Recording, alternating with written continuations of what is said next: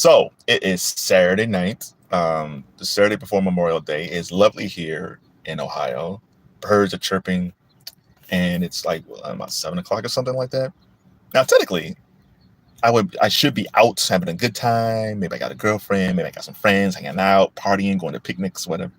Yeah, I'm in the back of a Giant Eagle parking lot by myself, and unfortunately, this is the life that I chose.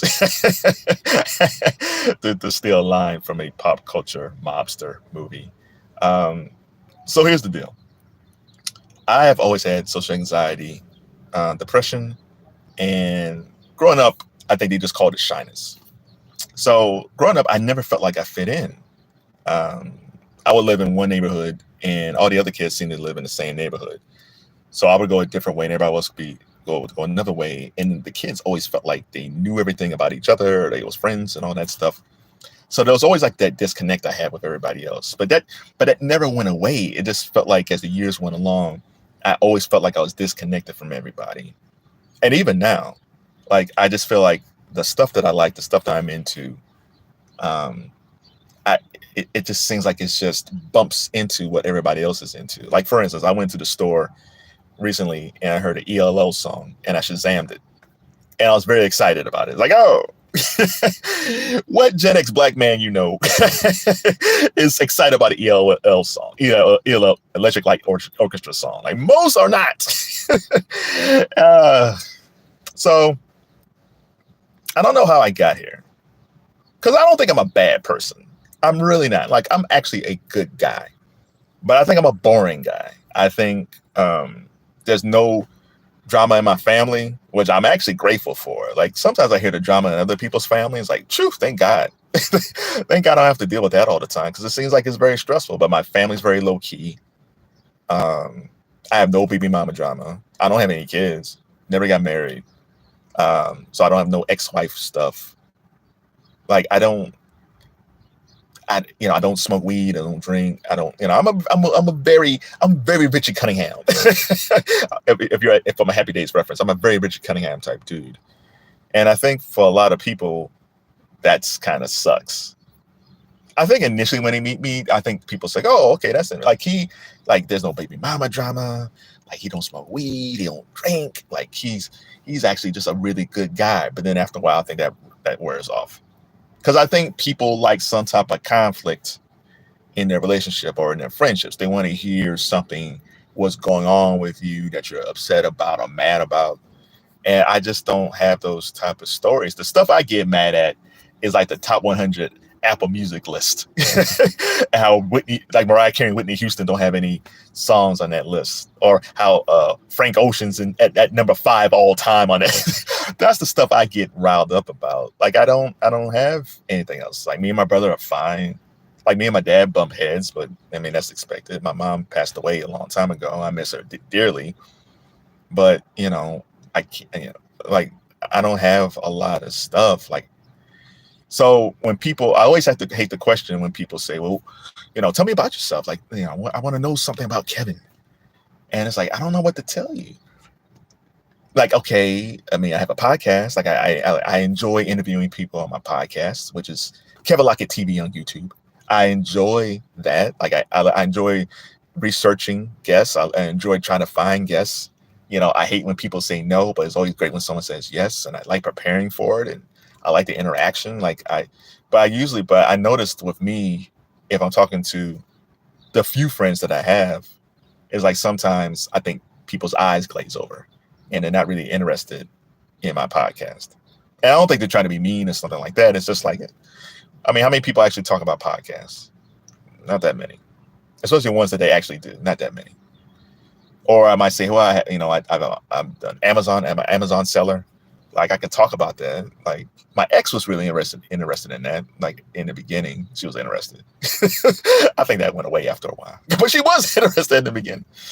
But I think people just aren't interested in the things I'm interested in. So it's always been better for me to ask people about themselves. I always find that people are far more interesting than me. Not even for the podcast, just people in general. Because to me, everybody has a story. Everybody, either there's like some family thing or some work thing or some personal thing. I always feel like there's always a compelling story in everybody, not so much in myself, but in everybody else. So if we spend most of the time talking about you and very little talking about me, that's great. I loved the pandemic, because for the pandemic, when I was in a relationship, it was great because she had like family stuff and we talked about that and we just Netflix and chilled and then we had a good night. Everything was great because I didn't have to talk about myself that much. Um, but like a friend of mine told me a long time ago, I said, well, eventually someone's want to know about you.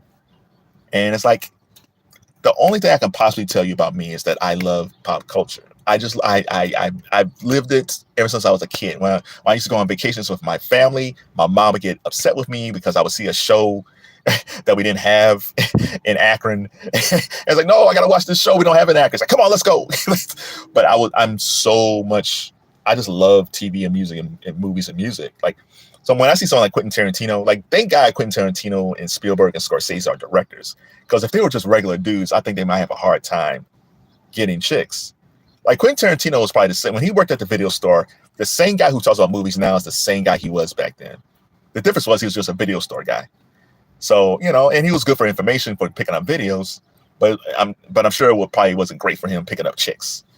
But when he became a director, it became a lot easier. He dated Mira Sorvino. Like, he got a younger wife now. Like, but he's basically the same dude. And there's always a part of me that just wish that people would just accept me for being the pop culture guy, because that's just who I am. Like, I can't tell you personal stuff about me. I can tell you some things, but it's not going to be compelling. And I just wish sometimes that people just readily embrace the pop culture side of me. I think one of my friends and my ex, they were pretty good at that. I think when things was kind of lagging, they would just ask me, what do you think about blah? And I would just whatever it was, I just start ranting about whatever that pop culture news was. Because I like doing that. And I'm also the friend where I was the friend who would crack jokes, or it's the friend who you can listen to. I would listen, and if you had a problem, I can give advice. Like, I'm a really good advice giver. Like, I'm really good at that. I should have became a therapist. My therapist said I should have been a therapist. That's how good I am at this stuff. But the problem is, if no one has problems, then we have to start. If they want to talk about me, that's an issue. Like, the sad thing about me being in this space right now behind Giant Eagle is that I can go back into college, and I was the same dude. Like, there's a place called Twin Value, and it would be open 24 hours. And I would go there on the weekends because I wouldn't have any dates. I would have a girlfriend, a losing girlfriend. I have another girlfriend for like 3 years. Or I would have friends, but if they had a party or something, I might go for a minute and then leave really fast. And then I would go someplace like Twin Value at 1 o'clock in the morning, just walking around looking like a vampire. I'm just some dude just aimlessly walking around Twin Value because I had nothing else to do. And I can't believe, like, all these years later, I'm still this same guy. Like, I've been in therapy forever and all this stuff. And I know my diagnosis is social anxiety with mild depression, and I'm an introvert. I wish I was more like my father. Like, my dad is my dad's an extrovert. My mom was also extroverted too. I don't think my mom was as extroverted as my dad, but they were both extroverts. And I wish I was more like my father. I have glimpses of my dad in me, but my dad's really good he's a deacon, so he's really good talking about the Bible and things like that. So he got that religious stuff on lock. So if people want to talk about scripture or the Bible or needed prayer, my dad he can pop that stuff out in a second. Like, he's just really good at that. And generally, people like my father. Like, I was trying to ask this woman out recently because she used to work at this place we both went to. And I haven't seen her in a long time. I ran into her. And I noticed she didn't have a wedding ring on or anything like that. So I figured, she's single. So I was attempting to ask her out. And of course, she's in a relationship, which was fine. Good for that guy. But then immediately after that, she started asking me about my dad. It's like, how's your dad doing? And she just lit up asking about my father. It's like, people love my dad so much. I don't think I have that type of love from people. I think people like me. I don't think people dislike me. Well, there's a few people who probably dislike me. which I still don't understand why. But I think people in Germany, I think they like me, but I think they like me with a small L. And maybe maybe it's my fault because they don't know me that well, because I choose not to talk about myself that much. I'm really more focused on them. Or if I do talk about things, it's almost about sports or music or TV, things like that. So you know very little about me. And I've gotten to I've done this in the past. I haven't done it lately, but I used to, if I'm out someplace like Panera, and if I'm in a sucky mood, it's like, man, no one likes me, I would eavesdrop on conversations. I would just kind of like, because I don't care exactly what they're talking about. I just want to hear, what do people talk about? Like, evidently, what I'm talking about is not interesting or boring to people. So let me hear what type of conversations people are saying. And maybe I'm missing something. So sometimes I would just eavesdrop on conversations. And sometimes the conversations is actually really, really interesting because people go through a lot of stuff. But I will listen, it's like, well, they're just kind of talking about work, or they're talking about kids, or they're talking about the kids in school, or some type of drama with the family, or drama with an ex. Like, so there's always something going on, but I don't have really a lot of those stories. So I'm not sure what to do at this point. This is the point when I say, hey, I'm Kevin Lockett. Be sure to follow my YouTube channel, Kevin Lockett TV. And also I have a TikTok you can follow. And you can follow me on Kevin Lockett on X or Twitter, if you still want to call it Twitter. So I would hear these conversations. And then like the other day, my neighbors had a party. And they're more on the thuggish side of life, to say the least. So I didn't hear a lot of the conversations. So I was just listening to what these dudes are talking about, because there was a lot of women there. There's a lot of dudes, a lot of women. And I was like, okay, let me kind of hear what they're talking about, because they were loud, so everybody could hear them. And I'm listening to these dudes. It's like, yeah, these dudes just smoking weed and they're angry about somebody. Like everybody, men, women, they were all mad about somebody. It's like, well, I don't smoke weed. Like, one, I don't smoke weed, and two, I'm not that angry at anybody. There's no one. I might be upset that I lost friends and I don't know why. I might be upset that my ex left me and I don't know why. Even though she has a reason, I don't believe it. But I'm not angry at anybody. Like, I don't hate people that much where I'm like, yeah, man, I don't know what he did, man, but we're going to take, man, I'm tired of that dude, man. Like, I'm not that dude. I'm not that angry. and those are the women talking. So I'm not that angry of a person. So I don't have that much drama where it's like, because my feeling is, like, I like to fix stuff. Like, I don't want to be, like, I might have, like, I had a spat, like, with a friend of mine. He said something that I didn't like. And I blew up at him. Like, I blew up at him. And I felt bad. Like 15 minutes later, I was, like, apologizing to him. I was like, listen, man, I didn't mean to blow up at you. Like, I didn't mean that. Like, you know, you just said something that kind of ticked me off, but I should have reacted better. Like, that's me. Like, I'm not a guy who holds grudges. I'm not a guy who wants to fight people. Like, you know, I really believe in trying to fix things out. Like, I wish a lot of these young couples would do that. Like, couples that's married. Like, I wish people would just talk more. But it seems like everybody's just combative. But that's a different video. We're talking about me. So yeah, I would hear these conversations. It's like, man, I can't, you know. And plus, like, I don't watch the same things people watch. Like, I made videos about how much I love Mr. and Mrs. Smith. I can't talk to anybody about that show because no one watched it. What else? Like Atlanta, like there's people I'm sure who watch Atlanta here, but I would tell people all the time, man, I love Atlanta. But they would, you know, everybody else be watching like Tyler Perry stuff. They're like my dad. My dad watches all Tyler Perry stuff. And it's like, I can't do it.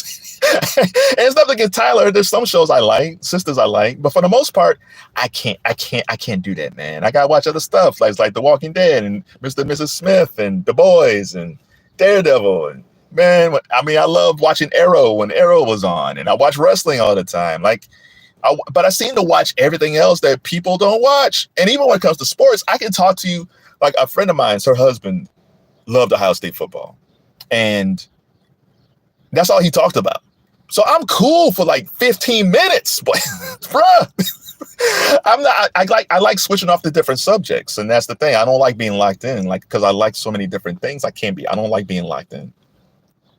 So I'm not sure what to do at this point. I don't, I guess I can go out and try to go to different events. People say, why don't you go on Eventbrite? Like, why don't you try to, go to different events? Like, I'm not doing speed dating. I'm not doing speed dating and things like that. Like, I did speed dating years ago, and it's cool, but I just felt out of place. That's the thing with me. I always feel out of place. Like, I remember I went to this event at the library, and it seemed there was a halftime break. There was a break for lunch or something like that, and people came out. And all these people seem to be clumped up talking to each other. And it's like, man, how is it possible that everybody knows each other, or they know somebody and know somebody and know somebody? Like, I don't know. I've realized, like, in my life, I don't know anybody. Like, I have a lot of Facebook friends. There's people I went to school with, and they're lovely people, but I'm not friends with everybody. And to be fair, they've invited me to different situations, but I know me. Like, I know I would get there, and they want to talk about. They want to ask me about my life and things like that. And I wouldn't feel comfortable talking about that. So a lot of this is on me. I could put this out on different people and different things, and people don't like me or all this stuff, but a lot of it's on me. I just never feel comfortable in those spaces, because very quickly, I'm going to tell people right now, like, if you start asking about me, I will give you like a good minute and a half, and I'm switching it back on you. So I can put the focus back on you. So it's not like people. I kind of miss the days when I was younger, when people used to invite me out to places. But I was so self-conscious that I would say no. And a lot of those people, I think, just kind of gave up on me. I kind of wish I can bring those days back. So if you're a young person and if people invite you out for some place like that, like if you're in your 20s or even 30s and people invite you for something, go. Just go. You have to stay all night. Just go. Just get out the house, get out the apartment, and go. If you need to bring a friend with you, like, that's the thing too. Like, I don't have friends I can, like, readily call up and say, hey, do you want to hang out? Like, I never really had that. I always went to places by myself. Everything. Like, when I used to go to the clubs in Cleveland, like back when in my 20s, like 25, like 21, like 21 and up, I used to go by myself. Like, I would go to the clubs by myself. I would go to concerts by myself. I still go to movies by myself. Like, yeah, whenever I'm going to see the Mad Max film, probably sometime this week, and I'm just going to go by myself. And it doesn't matter. Like, I don't mind that. The funniest time is when I went to see, I think not the last Magic Mike movie, the movie before that. And it was like me and a bunch of senior citizen ladies watching Channing Tatum. It was crazy because those women really like Channing. He's a good looking dude, so I understand. But it's funny, it was like middle of the afternoon. It was just like a group of older white ladies, and there was me. And we was all watching Channing Tatum gyrate on screen. But I don't mind going to the movies by myself. But when you get older, you realize, like, I used to pride myself being like this lone wolf type guy, like, especially in my early 20s, like, hey man, I'm a lone wolf. I don't need anybody. Like, it was a prideful thing, but I think the part of me that always felt like was, I'm in my early 20s or I'm in my mid 20s. Eventually I'll probably get married. I don't have to worry about this anymore. I'm going to meet a nice gal. I'll get married, have a family, and I don't have to worry about this. Just being out here alone. So that's what I thought was going to happen. Never happened. Never got married. Not to say I haven't dated. Like, there was a few women that I probably could have married, or we could have been in a longer term relationship. One thing got tired of me, and she got married, and she's happy. So that's good for her. She always felt like if a woman stops dating me and she's with somebody else, she's actually better. She's with the better guy. I was not the better guy for her. The other one, she disappeared, and there's a few others where whoever they're dating is probably way better than me. Which, it kind of, I feel like this is just a field testimony. It kind of hurts me a bit just because I've seen friends marry like horrible guys. Either they're cheaters or they were just horrible people or they're drinkers. Yet these women would stay with them. And it was always puzzling to me. It's like, man, like, you guys will forgive these dudes for all these horrendous acts and stay with these guys for 10, 20, 15 years. But for me, it's kind of like, you know, I'm dumping Kevin. He does none of these things. Sometimes, I was talking to a friend of mine. I said, man, maybe I should have been a cheater, because they seem to do pretty well. It's like, nah, you can't do that because you're a nice guy. You actually have a conscience. And it's like, damn conscience. I hate my parents. Damn my parents for trying to make me be a good guy. So I think I'm going long on this. I'm going longer than I've thought. I'm going 20 minutes on this. So if I have any advice for young guys out here, or guys who are a similar age, you might be, let's say there's a guy in a similar situation, and he's a Gen Xer or something, a millennial, and he's at his own giant ego on a very nice Memorial Day weekend, and you have no friends, or you have very few friends. I have a few friends, but it's not a lot. And you have no prospects when it comes to dating. I will say this. Get out there, do something, go on Eventbrite, look for things, go to events, especially if it's free. There's a lot of free things. This summer, just go to free events. You can go to, art museums, go to art museums, go to there's free concerts. We have the Rubber Ducks here. So, if you have a cheap minor league deal here in your city, buy a ticket, go to a game. And then when you go to these places, try to strike up some type of conversation with somebody. If you're in an art museum, if you see a painting, ask someone, hey, what do you think about this painting or something like that. Again, don't think that if you talk to a young lady or a woman that she's romantically like, oh my God, I found the love of my life. It probably won't happen that way. It could happen. But for the most part, just use the experience of getting used to talking to different people. If you're let's say you're here, right, like I am, and instead of just going home, just going to the store and, that strike up conversations that way. I know it's hard to do. And because there's been times where I struck up conversations like, wow, this is going really well. And I would exchange phone numbers and it would just crash. I would never hear from that person again. But it's the practice of that. And just being a friend, doing friends stuff anyway. Like, if there's like a workshop, go do workshops, go to library events. If there's free teachings or something, if there's board meetings for things that you're interested in, because you might stumble and meet people who have the same interests as you. There's a part of me, the therapist within me knows that what I'm about to say is not true, but I feel this way sometimes. I feel like it's too late for me. I feel like that the friendships that I had, the relationships that I had, I think those were my last shots. Because I don't know how often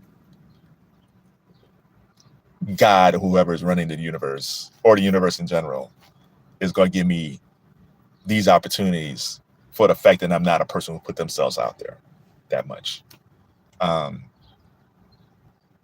That's the irrational side. The rational side, the therapist side, is saying like, that's not true. As long as you're alive, my grandmother always said, like, it's a good day when you're alive. So as long as you're breathing and you're healthy, there's always an opportunity for things to turn around. Do I think things can turn around? Yeah. I think things can turn around. Of course, things could turn around.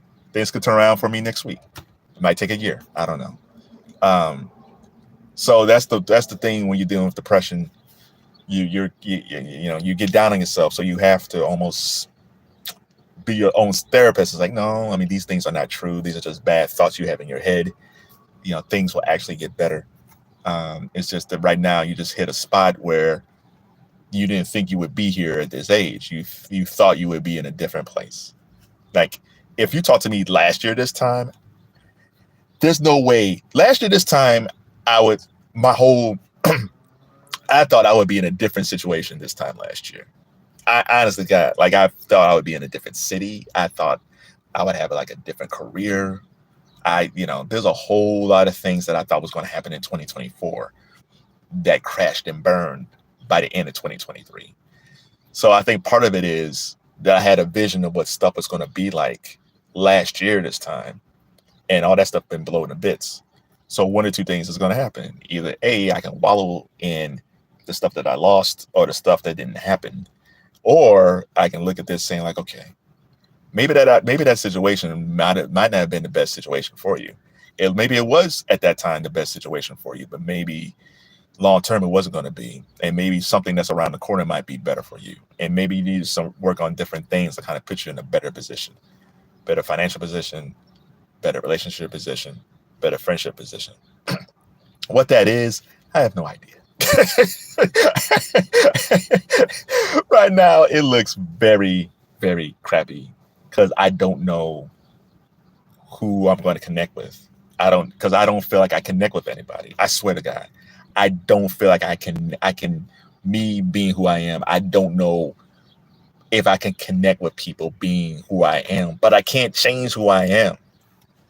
Like, I think, did I mention this before? I don't know if I mentioned this before. I was talking about, oh yeah, skateboard. There was a skateboard. I went out with somebody, and if I mentioned this before, I apologize. I went out with somebody, and I was losing the conversation, and we was at the movie theater, and I saw Tony Hawk in a commercial on the movie screen, and I said, "Oh, I used to skateboard." It's like, "Oh my God, did you?" I was like, "Yeah, I broke my arm 2 places." I made this stuff up, and it was like, what, 2009. And I used to do that more when I was in high school. I used to make up stuff all the time because I never felt like I was interesting enough. So I was like, man, I got to find something dangerous. I got to find something, because I didn't want to say like my dad left us when I was a kid. No, he was still here. My dad never went anywhere. So I can't say my father's gone. So I was like, man, I need something. I made up the whole skateboarding story. And the problem when you make up stories like that is that what happened was, like, a couple of weeks later, we went out again, and she asked me about the skateboarding story, and I forgot, and she caught me in a lie. And she was still cool afterwards, but any type of romantic situations were pretty much sealed. I don't think to be honest, I don't think I would have got her anyway. I think she pretty much friend zoned me, even with the skateboarding story.